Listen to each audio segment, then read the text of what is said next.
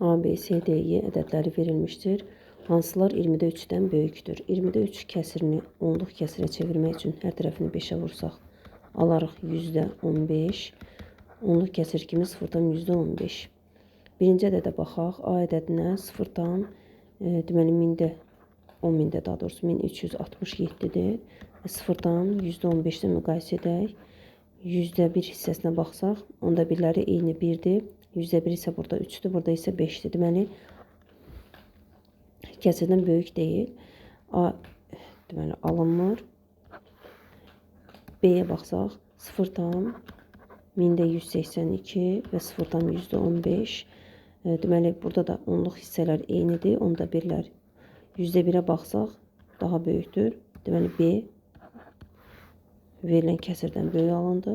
C-yə baxaq, 0-dan 10.000-də 111-dir və 0-dan %15-də müqayisə etsək, onda birlərində eyni rəqəmlərdir. %1-də isə 0-dan %15 daha böyükdür. Deməli, C-də alınmır. D-ni yoxlayaq. D bərabərdir 0-dan %14 və 0-dan %15. Əlbəttə, 0-dan %15 daha böyükdür. Deməli, D-də yaramır.